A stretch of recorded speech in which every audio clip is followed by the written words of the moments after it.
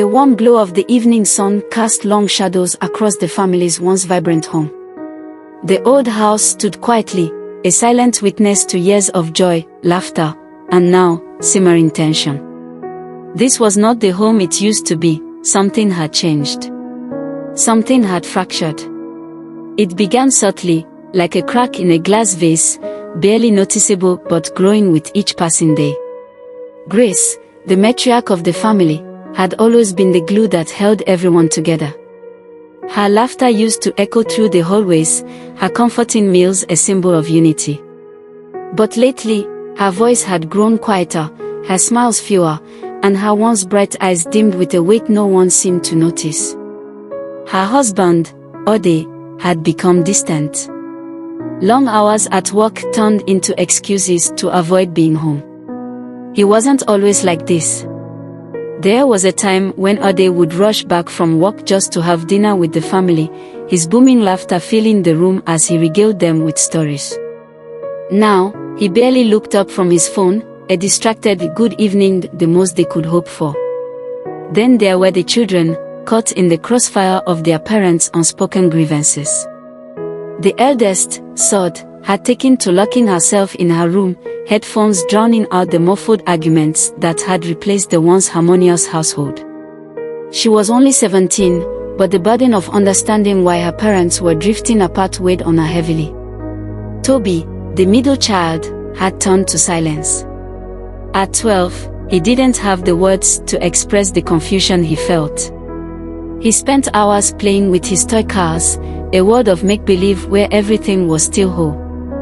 Meanwhile, little Dora, only 6, was too young to understand but old enough to sense that something was wrong. Her constant questions, why doesn't Daddy smile anymore, or why is Mommy always tired, were met with awkward silences or hurried reassurances.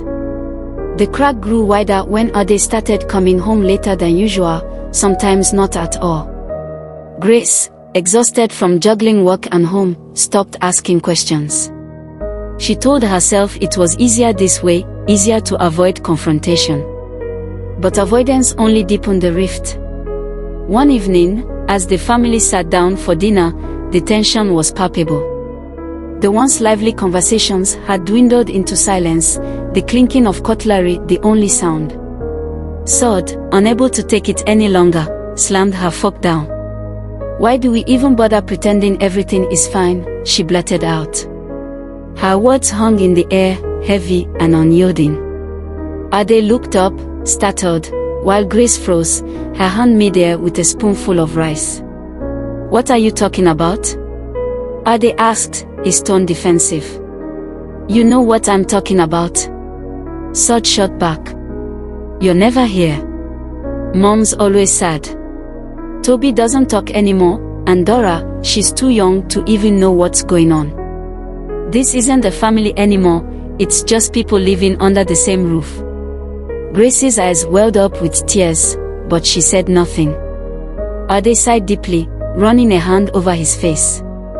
He looked at his children, really looked at them, for the first time in weeks.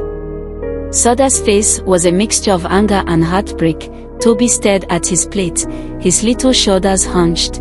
Dora clutched her doll tightly, her wide eyes darting between her parents. In that moment, Ode realized the extent of the damage.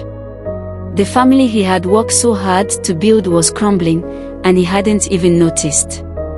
I'm sorry, he said, his voice breaking. I didn't realize how bad things had gotten.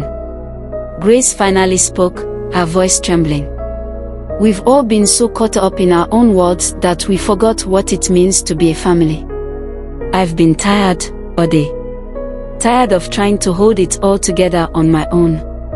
Ode reached for her hand, something he hadn't done in a long time.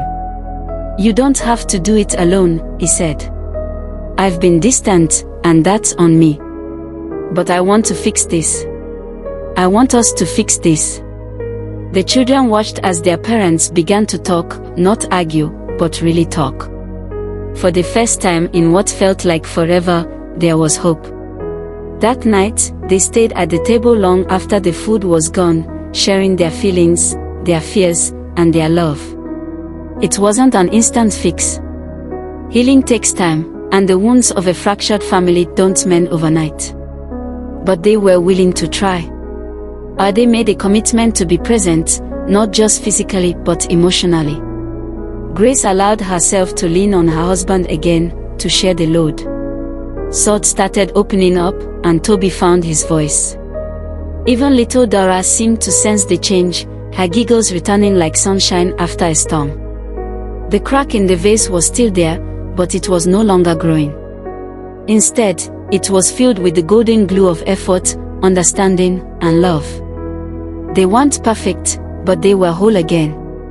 And that's the thing about families: they break, they hurt, but they can heal.